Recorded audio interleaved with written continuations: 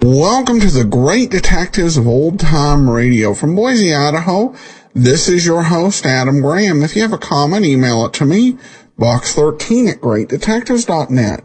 Follow us on Twitter at Radio Detectives, and be sure and fill out the listener survey, survey.greatdetectives.net. Well, today's program is brought to you by the financial support of our listeners. Thank you so much for all of your support. And it's time now for today's episode of Barrie Craig. This one's called Dead Bull in a China Shop.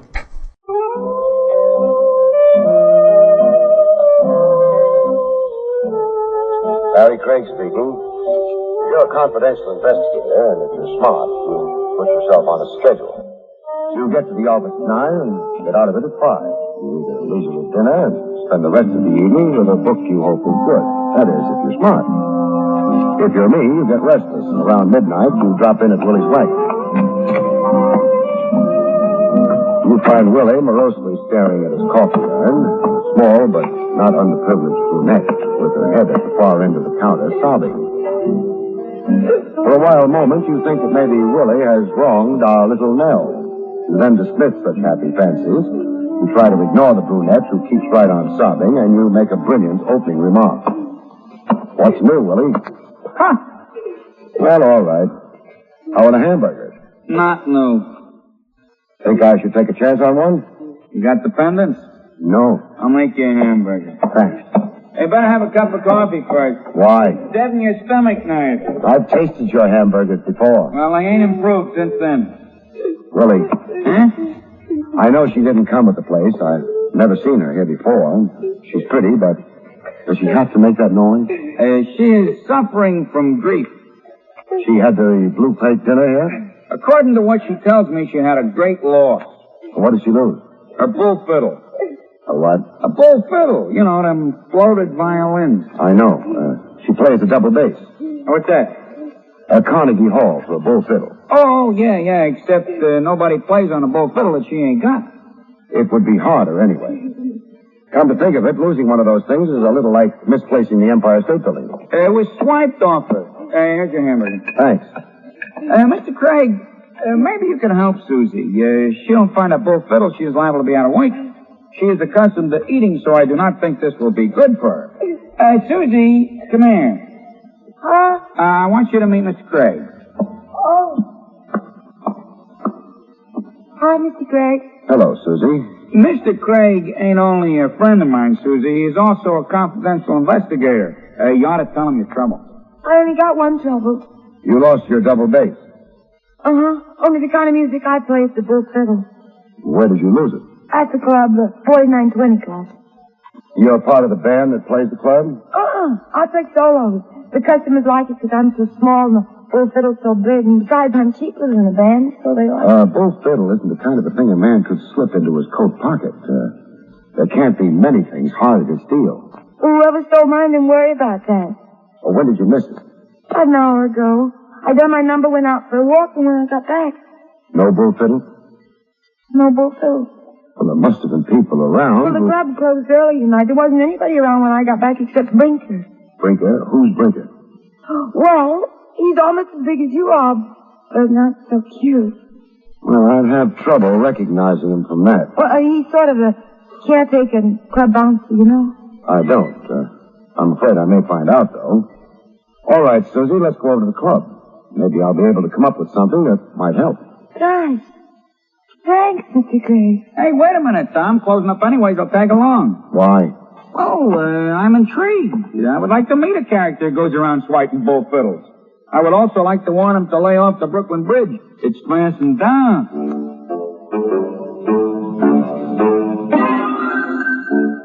Willy closed up, then the three of us piled into my car, and we took off. Eventually, we arrived at the club.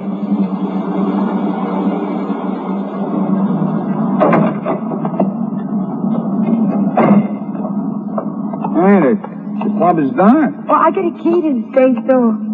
It's just down the alley here. Mr. Craig, sorry, would anybody want to steal my boat fiddle? I don't know. There's a truck parked outside the stage door. Hey, it's coming straight down the alley. It is! Susie, Willie, get up against the building. Flatten out. Okay. You all right?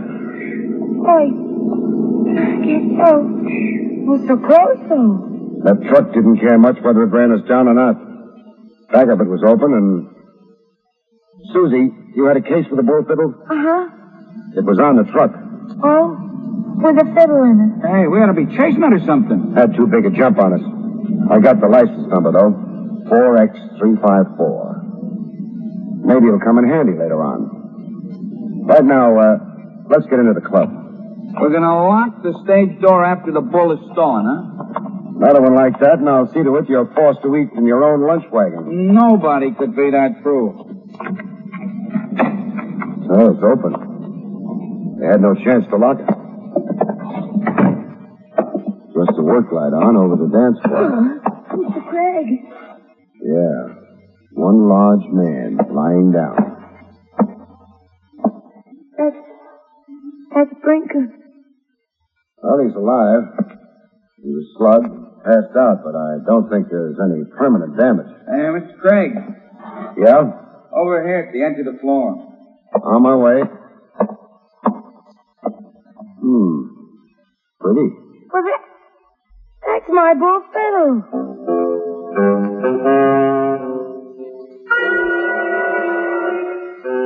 It was a double bass, all right. Whoever had left it here had propped it up against the ringside table. Bull fiddle isn't a thing of beauty, usually, though I don't mind looking at one. This one I didn't like to look at. Think about it. That's yours, Susie? Yes, it is. The last time you saw it, was it out here on the floor? Oh, no, it was back of the little bandstand down there. It was brought out only when I did my number. And then it was Is there a taken phone in the place? in the office. Why? This may surprise you. The reason why I want a phone is to make a phone call. We're surprised.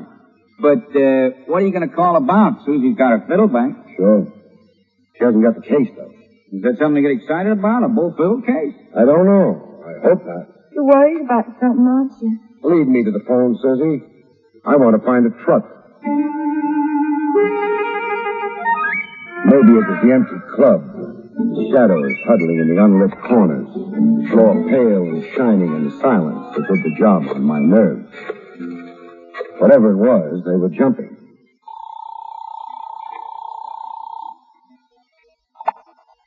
Lieutenant Rogers, homicide. Trav, this is Barrie. Things are quiet down here at homicide, Barry. Do you have to finish this call? Now stop playing with your Phi Beta Kappa key. I want to know who owns a truck.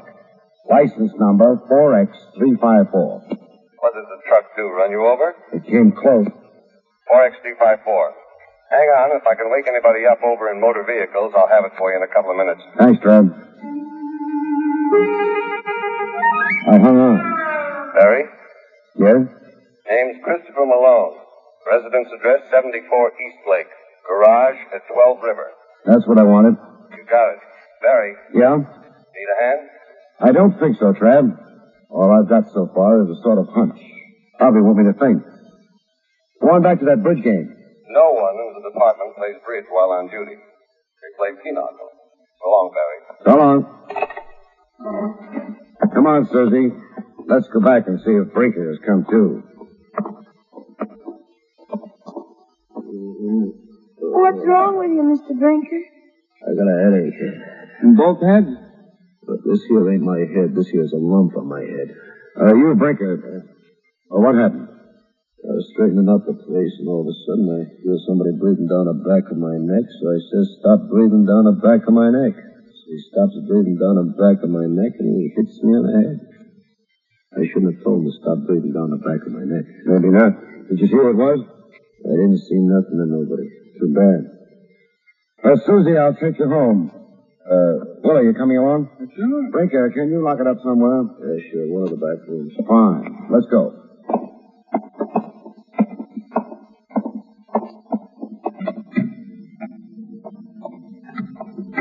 Well, it's all mixed up. Someone stole your fiddle. You sure of that, Susie? I'm sure of it, Mr. Craig. Then the fiddle was returned and the case was stolen. I'll hop in. Anybody got any answers? Well, maybe I'm asking the right questions, but none of the right people. We'll keep trying. He dropped Susie off at her apartment, swung around, and headed downtown again. The 74 Eastlake and a truck driver named Christopher Malone.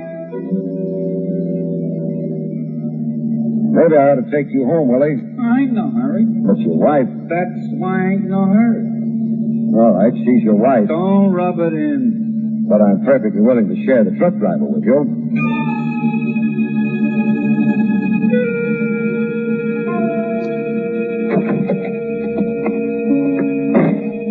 Hey, the guy's truck ain't up front. No.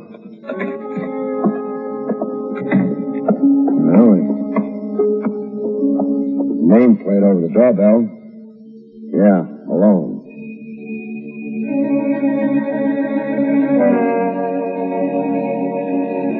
Maybe he's a hard sleeper. Yeah, maybe. Second open door tonight. Here's the light switch. I got it. You know, a guy could resent our barging in. Not this one.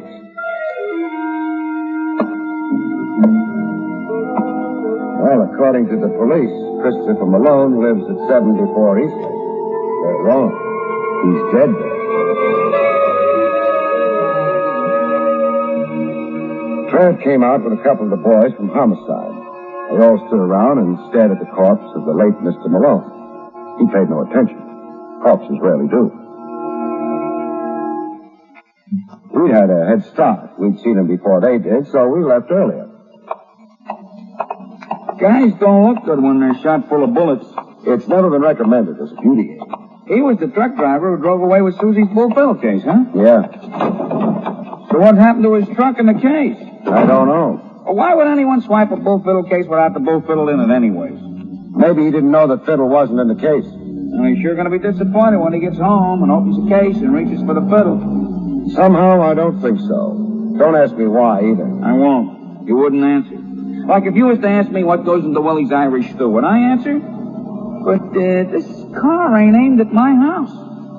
Or yours. Neither of us live down on River Street. It's bad. Malone's garage is on River Street. Kind of late for visiting the guy's place of business. Except he won't be transacting business there tonight. I hope. River Street pitched sharply to the Hudson below. A murky light picked out a worn sign swaying in a slight wind. The sign read, Christopher Malone, licensed trucking. The large garage doors were shut. A smaller door set in the panel of one of them was locked. You couldn't look inside. It's been warmer in Alaska. We've got to get in. You figured the truck's inside, huh? Yeah. When we was back at Malone's apartment, why didn't you swipe his keys off of him? Because somebody else had already done so. That ain't comforting. Because whoever knocked off Malone is probably a murderer. Probably. He is a murderer. The question is... Someone coming down the street. Willie, this doorway, quick. Who was it? Too far away yet. Besides, it may be nobody connected with Malone or... What makes you think I'm going to be so lucky? For the coffee I serve alone, I deserve it. It's Brinker. Yeah. Stopping up the garage. Big doors. Come on.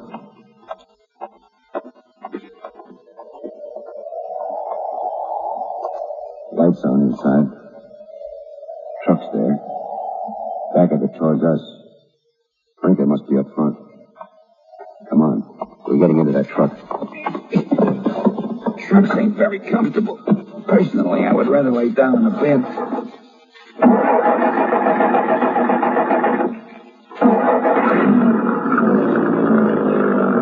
one nice thing. No window between the cab and the rest of the truck back here.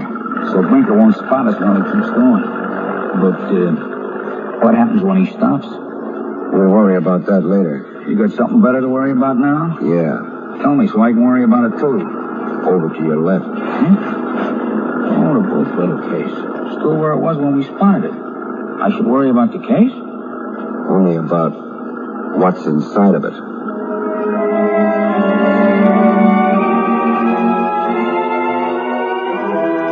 It was pretty clear, wasn't it? Sure, I didn't know who he might be, but that he'd be there, that was as certain as death. Yeah, the joker driving this truck is heading out of town. Come on, we'll try to get that case open. Give me one good reason. Corpses aren't pretty. Remember what Malone looked like? I'm willing to forget. That's what murderers would like. Yeah, okay, we get the case open. Now, there's a snap lock on it. Hope we don't need a key. No. Ought to open easy now. Okay, you got it open and... Grab him, Willie. Okay, I got him. Yeah, but I don't want him. He's dead. Ease him down to the floor. I'll get the case down flat. He's down. Fine. Well, the wallet in his breast pocket. Papers in it. What? His name's Gordon Bentley. Bentley? Hey, that's the guy who owns the club where Susie works. Interesting. Come on, let's put him back in the case. Yeah, but he won't be able to breathe it. Forget I said anything. Okay, let's go. Yeah. Sit tight, fit. Well, it'll do. Think of the trouble we would have had if Susie played the piccolo. We wouldn't have been here if she had. The guy was shot, just like Malone? Yeah, which is interesting. I don't think it's any more interesting than if the guy had been strangled or even poisoned. You don't appreciate the finer points. Yeah, what are they? I'll let you know when I find out. Thanks. So do we jump off the truck now or 5 seconds from now? We stay on. The truck's hitting at least 50. We jump now, we could get killed. If we stay on, we will get killed. I doubt it. Why? No one could ever get all three of us into that case.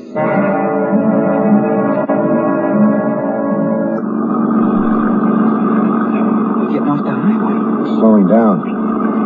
We may have a chance to jump for cover when it stops.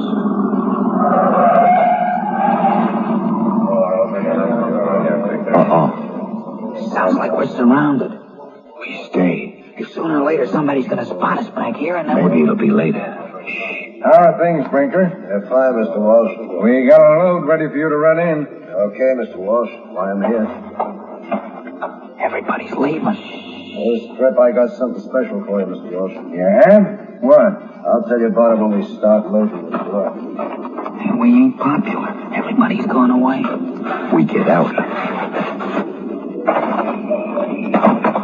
Hey, the house is set back from the highway. It's a big place. Yeah, well, let's not wait. We have to. If I get out of this alive, I'll use meat in the hamburgers. Don't say anything you'll be sorry for. Come on. What are we gonna do? Knock on the door and tell them we're working our way through college? This wouldn't work. They're still looking for me in the 6th grade. Side of the house, Willy. The servants' entrance? A window. Any place we can see what's going on inside. That one. This gets around, they'll be calling me Peep and Willy. Lots of guys in there. Very social. Not to mention the cases of liquor all over the place. Looks like this would be a warehouse for Bentley's club. It's kind of inconvenient. Must be 50 miles out of town. Must be a reason why Bentley keeps his liquor out here. His doctor told him to stay away from liquor. Another one like that and I'll hand you your head. You can't. It's attached to him. Something can be done about that. Nice contortions you're going through. Why? Trying to get a better look at the liquor cases. Imported stuff. Yeah. No customs stamp on them. Smuggled, huh? Yeah. Explains the location of this place. The truck. Mr. Walsh and friends. The smugglers, I guess, and also Brinker. The delivery boy, huh? The delivery boy. What it doesn't explain is why Brinker is bringing Walsh a bull fiddle case complete with a recent corpse. The men inside showed signs of moving. Willie and I moved first, crossed the road from the truck in a clump of trees. You said you had something special for me this trip, Brinker. Oh, I nearly forgot, Mr. Walsh. What I got for you is a bull fiddle in its case. You don't say. Bentley thinks I ought to study music, maybe? All I know is you're supposed to keep it here for a while. Okay. I'll have the boys unload it. But you know something? I'd be a lot happier if instead of a bull fiddle, Susie was in that case. They unloaded the bull fiddle case, loaded the liquor, and the truck went away. Willie and I stuck it out for a while and also went away. You know, Mr. Craig, feet are never going to replace the wheel. Maybe we'll get a hitch soon. We better. Also, we're in a hurry. Well, where do we go from here if we ever get transportation? Susie's apartment. Duty, or you think it's a nice idea? Willie, duty's always a nice idea. Oh, Mon, Mr. Craig. I'm Willy. May we come in? Oh, of course you may. I was asleep. I thought you might be, but this is important. Something's happened? Susie, how do you and Bentley get along? Oh, we get along fine. He even wants me to marry him. Well, how do you feel about that? I haven't been able to make up my mind. But he's got so much money that... Anyway, I'm not sure I can trust him. A man who runs a nightclub. What kind of husband would he make? I've never thought about it.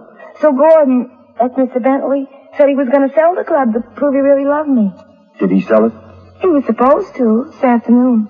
For cash? Oh, sure. I don't think the man Gordon's selling the club to can write. Besides, they wouldn't want to have any records on account of income taxes, so...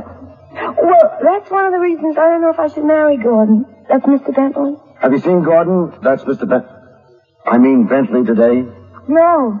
My bull fiddle was stolen, so I forgot all about him. And besides, We found the bull fiddle case, Susie. You're a darling. Where is it? That's not important. What is important is, why was just the case stolen the second time? Gosh. Oh, no. Susie, suppose I murder someone. Why would you want to do such a terrible thing? Well, just suppose I do. I murder him in a nightclub. I've got to hide his body until I can dispose of it safely. Now, where can I hide it? Well, don't ask me after all. There's a girl who plays a bull fiddle in the club, which means there's a bull fiddle case around. The man I killed wasn't a big man, so I put him in. My bull fiddle case? Right. Well, it's a very nasty thing to... But you didn't kill anyone. Somebody did. Put the corpse in your fiddle case. The corpse of who, Mr. Craig? Gordon Bentley. Oh. Yeah. You better sit down. Oh, that's terrible. I'll never be able to use that case again. Well, I suppose not.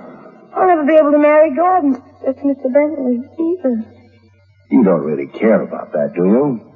You mean because I never really loved him? I mean because you already have all his money. Hey, Mr. Craig, you're saying That's what I'm saying. She killed Bentley. Oh, for the cash she sold the club for. Oh, she's such a small girl. She had help. That is Brinker's help. Stop flapping your lips. You don't know a thing. You, Brinker, and Susie killed Bentley. Lifted the cash, hid Bentley in the fiddle case. You arranged for the late Mr. Malone to pick it up and deliver it to Walsh out in the country. You get around, Craig. Thanks. But I spotted that case in the truck, so while I took Susie home, you killed Malone. Closing that road, you thought. He went around thinking such nasty thoughts about me, and I said he was cute. Shut up, Susie. Plan was simple. You delivered the case with Bentley inside and asked Walsh to keep it. Susie went out and planted the stolen bull fiddle story with Willy, and as it happened, with me. Why? Tomorrow morning, Susie would yell to the cops. Bentley is missing. I'd remember the bull fiddle. Brinker would remember Walsh and the country hideout. The cops would grab Walsh, the case, find a corpse in it, and Walsh would fry. Thanks, Willy. I got a surprise for you. It's still going to be that way. Because after you two jokers go away, you're dead someplace. The program goes on like scheduled. Oh. Don't answer that. We don't care who it is. Sure you care. Because before coming here, I phoned your friend Walsh. I told him to look inside that fiddle case. Right around, boys. Drop the pop gun, Brinker. Now, okay. You should have dropped it, Brinker. Your arm would feel a lot better. But cheer up. Maybe it'll be healed before they execute you.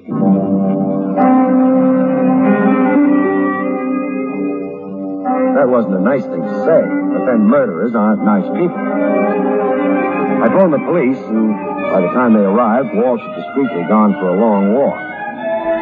The cops would get him anyway.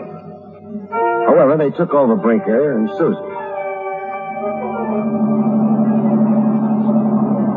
I hate to ask, but something must have tipped you off. Susie did. I didn't hear. Sure you did. It was a phony story, Willie. We were supposed to think someone had put Bentley in that fiddle case in the afternoon. Somebody did. Sure, but if they did, the bull fiddle would have been out in the open. It had to be. Yeah, Susie would have noticed that. Would have wondered who took it out. She would have checked, and if she'd been telling the truth, she would have said the case was stolen, not the fiddle.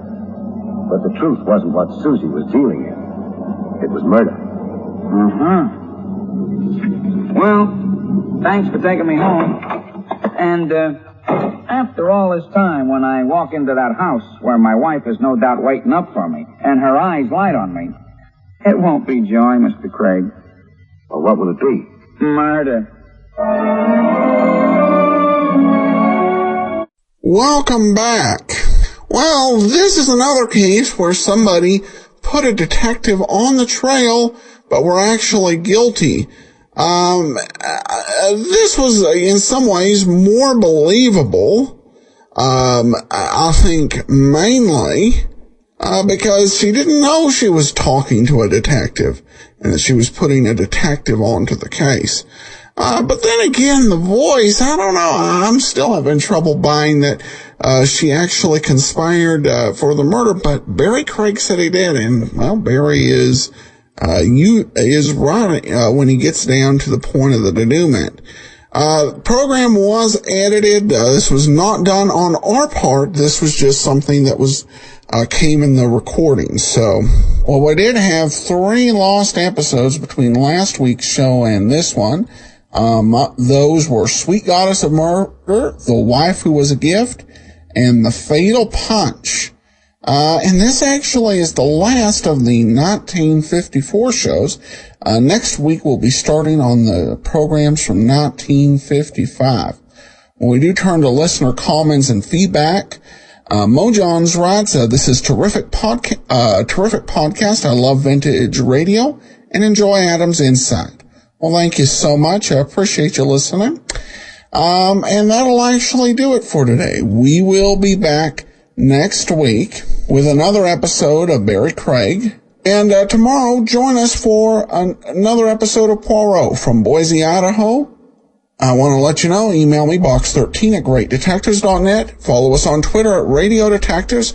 Be sure to rate the show on iTunes. We've got 135 ratings, so appreciate your support.